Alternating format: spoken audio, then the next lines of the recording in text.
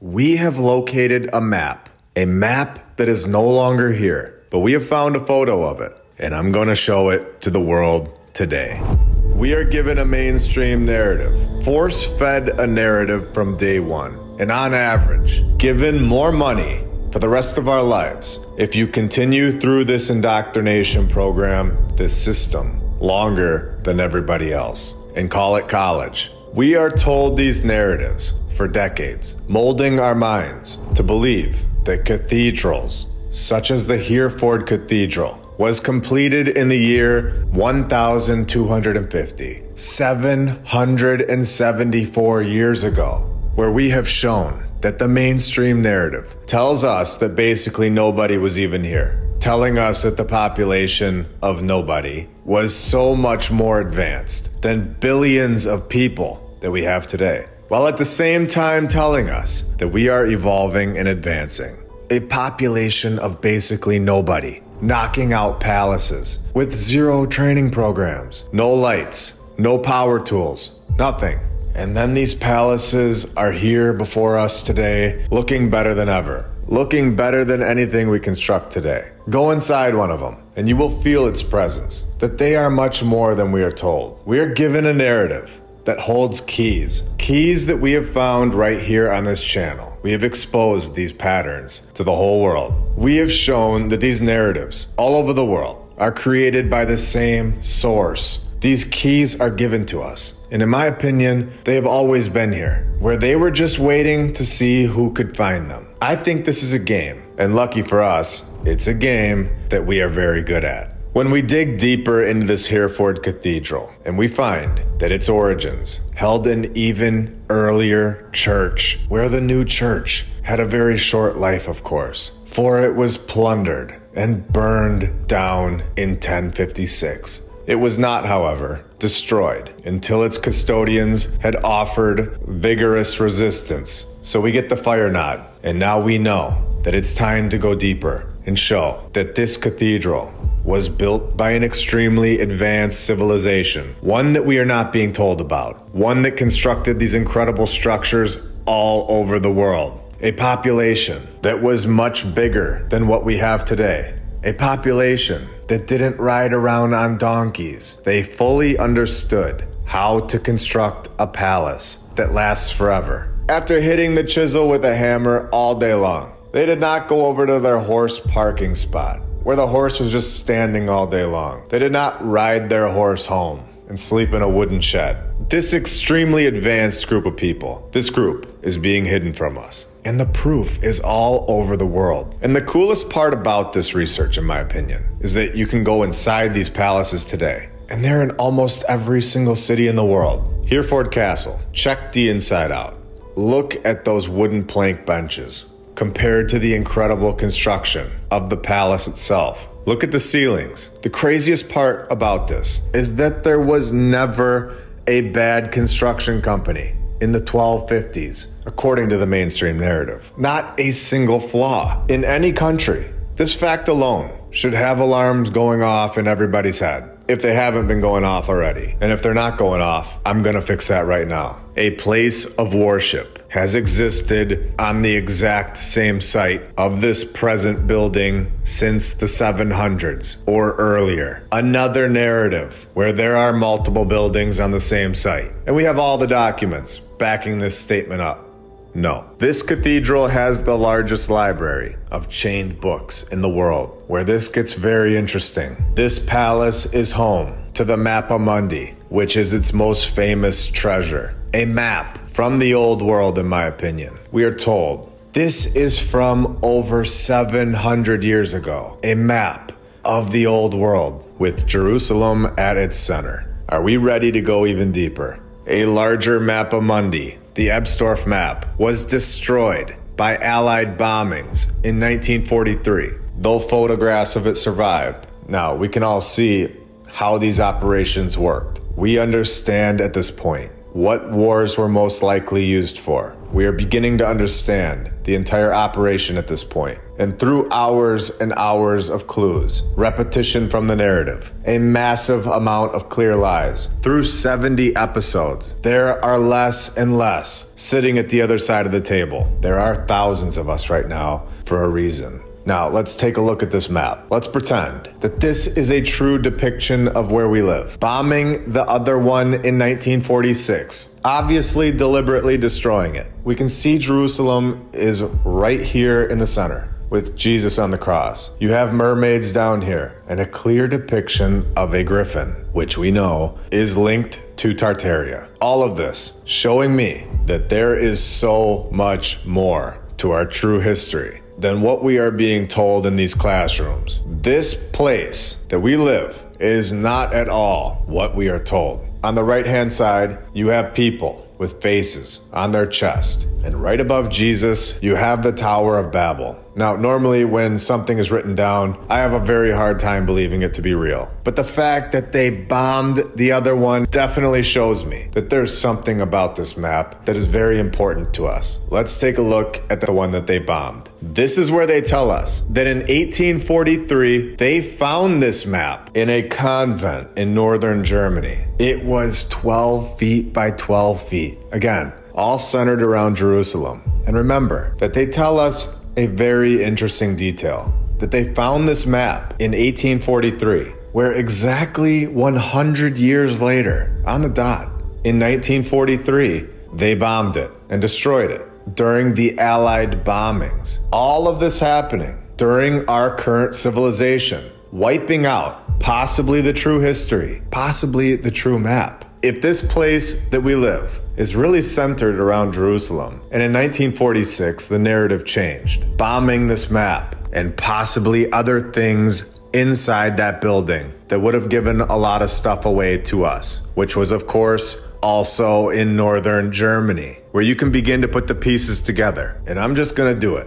I'm gonna try and keep this as platform friendly as I can. Reminder, I am always on Rumble as well. Just follow me over there so you always have it. But you can see what this bombing was, in my opinion, all about. 1946, Germany. The map is gone. This man, a German aerospace engineer and space architect, member of the party that I'm not going to say, so we can keep going. He was the leading figure in development of rocket technology in, you guessed it, where he also worked with a guy named Walt. And you can see his last name right here, which popularized the idea of space travel. We all need to understand at this point that there was zero space talk before this. This space talk is all brand new and all a part of this current timeline that we are all in, and a part of this narrative that we are force-fed. So again, 1943 bombed the map where Jerusalem is in the center. 1944, the V2 became the first artificial object to travel into space just 1 year after removing this old world map. The following year, in 1945, this man was secretly moved to the United States, all a part of an operation that I'll put an arrow to right here. And just 12 years later, all a part of this timeline that we're in, this was created, an operation to remove our history, to remove a map and give us this new one. We have found evidence, in my opinion, that it is very clear that within this game that we are all a part of, we are not given the true map to this game, which we have shown a few times now. Is it possible that Jerusalem is the true center of our map and has changed hands not as long ago as we are all told? Welcome to episode 70 of my lunch break.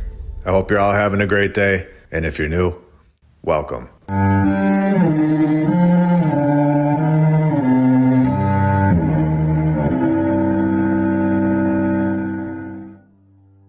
And I want to thank all of our sponsors over on Patreon. Thank you to FlatEarthDave.com. You can check out his app.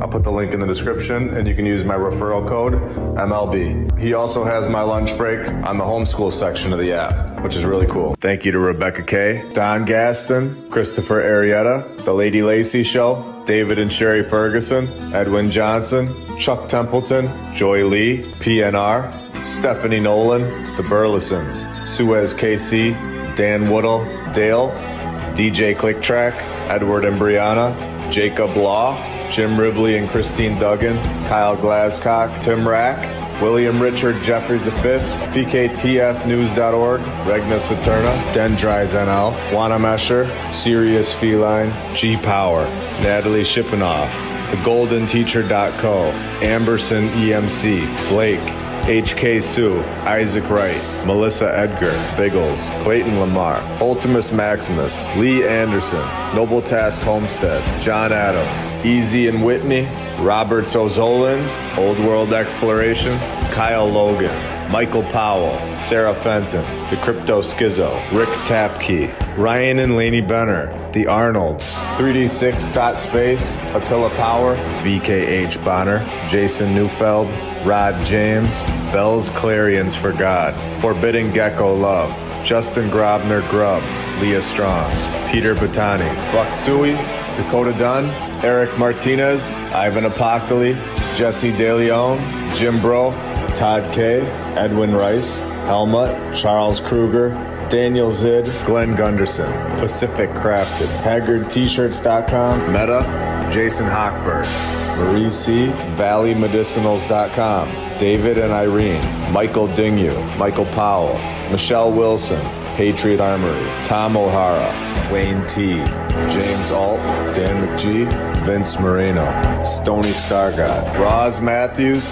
Shiba Shaba in the Darkness. You guys are all awesome and helping this channel out a lot. The map is based on earlier maps, including the Psalter world map, which we are told yet again that Jerusalem is the center of the map. This one being held in the British Library, which was drawn around 1260, but we have no idea who drew it.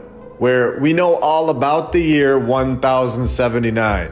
We know all about the year 794, where some character was beheaded, where Offa had supposedly consented to give his daughter to Ethelbert in marriage. Why he changed his mind and deprived him of his head, historians do not know. Now, I show this because it's entertaining to me that the narrative gives us these detailed stories from the year 794, but then leave out the most important details of a groundbreaking map, or can't tell us who built the buildings in 1900, like we've shown in episode 33, when we just emailed them and they couldn't tell us. Going back to this map that was bombed in 1946, I'm going to zoom in on it and show you all that there were no huts. There were no plastic siding houses. Every single depiction is of a palace. Palace after palace after palace across the entire map. And there are a few that remain today. And these are the buildings that we are discussing on this channel. The ones that remain.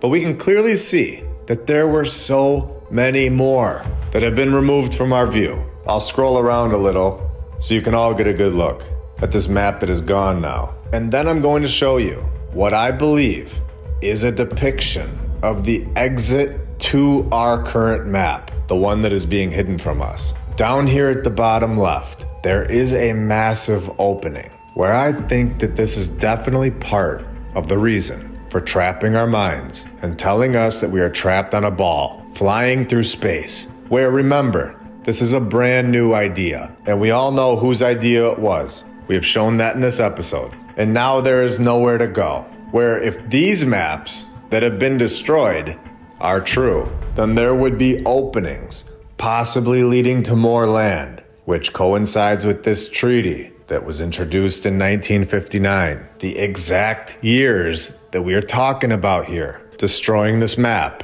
1945, an operation to bring over Walt's friend to the USA. In 1958, we get this group, and 1 year later, in 1959, we get this treaty. Now, this treaty is the only thing in the world that all of these countries can agree on, which should show you that there is something very interesting about it. So just remember that while there are things going on in the world, countries that we are told that they don't like each other, they still agree on something. And this is something that hides a massive truth from all of us. Tonight is not only our greatest living explorer, but he's been an inspiration to countless Americans. Admiral Byrd, you've been to both the North Pole and the South Pole. Is there any unexplored land left on this earth that might appeal to adventurous young Americans? Yes, there is. This treaty covers the area south of the 60th degree south latitude, which means that you just can't get on a boat and set sail and go to Antarctica and see these openings on this map where they tell us that all Antarctica-bound expeditions must be authorized by the operator's own country or the vessel's flag state, where heavy fines can result from non-authorized visits to Antarctica. Would you like to see the openings in our map? A massive operation shut this down in the mid-1900s, and now we have further evidence of this. Again, I do believe that all of this information is here for us to find it. I think this is all available to us. As long as this is something that we want to know. It's all very clear. The more truth that you know, it all makes more and more sense. And it all lines up. Exactly how the truth always does. While a lie is all over the place. I've said this before, but I do think it's possible that they are waiting to see who can find this information. They've left it out there for those that look. Now let's take a minute and thank all of our badge members, all of our Patreons, and every single subscriber. You are all awesome, and we are growing to a bigger and bigger audience every single week. We are also on Rumble, X, Instagram, and TikTok. Now the word medieval, in my eyes, is another word for the old world. They explain the narrative away by simply calling it medieval. So let's remember this going forward. Right on their website, the Hereford Cathedral tells us that the medieval cathedral was not monastic. They even tell us that the map that they hold inside this place, the map that we discussed today, is one of the world's unique medieval treasures. Our timeline starts around 1700. And then spikes in the 1800s, with massive operations going on in the 1800s. All in my opinion, of course, based on everything that we have seen. But this is why I always check the 1800s for major destruction projects of these incredible palaces. Oh, wait, did I say destruction? I meant restoration. When you go to the mid-1800s yet again, we have the exact same narrative here. 1841 to 1863, major restoration of the cathedral. A cathedral that did not need our help. In fact, we weren't even given the power tool until 1895. So what major renovations could our horse and wagon friends have truly done to this palace? Do you think it's possible that they removed things that did not fit into our mainstream timeline? Before we go into the bonus, I'm going to show you this, how I don't believe that the Mappa Mundi has always been here at this location. I believe that it was put here when we are told the only complete world map of its kind to have survived, a fascinating pictorial encyclopedia of the medieval world, where it may have been, it might have been, maybe, but the mainstream narrative is of course iffy on that. It might have been made for the Hereford Cathedral, and has been here for most of its life. Most of its life. Not all of its life? Where was it before? Who really made this map? Why was the other one bombed? This is extremely interesting stuff, especially when this is all on their website. And in my opinion, an admission that this was not theirs. This was not there in that palace for its whole life. They even call it medieval, and they have now taken possession of it. Oh. In 1786, the west tower of the cathedral just collapses overnight on Easter Monday. Just random, of course. Do we think that that was random? You tell me. Clearly a palace from the old world. And just for fun, let's show the repeating names. Robert of Lorraine, Robert de Botton, 4 more Roberts buried here. And then we have 2 Thomases with 3 more Thomases buried there. And we can't leave out a couple Hughes thrown in back to back. Now for the bonus. Located at 651 Main Street, Buffalo, New York. Opening in 1877. we have the Dr. Ray V. Pierce Palace Hotel, where this gets wild. We've talked about energy here on this channel, how these buildings hold energy, but this gets deep. The place was half hotel, half hospital, where the baths and gymnasiums on the campus were known nationwide for their healing and restorative powers. A healing hotel. Where is this why a lot of the old world buildings have been destroyed? Because they held healing powers for all of us. Where 2 presidents were frequent visitors. Pierce's Palace Hotel was open only 4 years before it burned down in 1881. And are we right or what? Is this not a nod? I'm not joking. Every time I see this narrative, I am more and more surprised. For one, that we never noticed this before. And for two, that they really put this in the narrative over and over and over, all over the world. And we know here that that building was much older than just 4 years. And you can see what I'm talking about with all of these fires when we just flip over to the St. Peter's Cathedral Basilica in London, Ontario, and see that they just throw this into the narrative as a nod to their group for future generations, in my opinion, to recognize which buildings are from the previous civilization, where it says that there were multiple churches on this location. The first one was destroyed in the London fire, 1845, and a larger frame church was built. But this church also burned down in 1850, 5 years later. And we have a whole series about this nod called The Fire Games. It's all in a playlist, which includes episode 68 and episode 69. So now let's get back to this Pierce's Hotel. After that fire that we just showed, in 1881, Pierce opened his Invalids Hotel and Surgical Institute on the 600 block of Main Street, which survived until 1941, where things begin to get interesting. The beginning of the end for the Pierce's Invalids Hotel and Surgical Institute likely came to an end in 1939 when the Federal Trade Commission included this cease and desist order in a stipulation.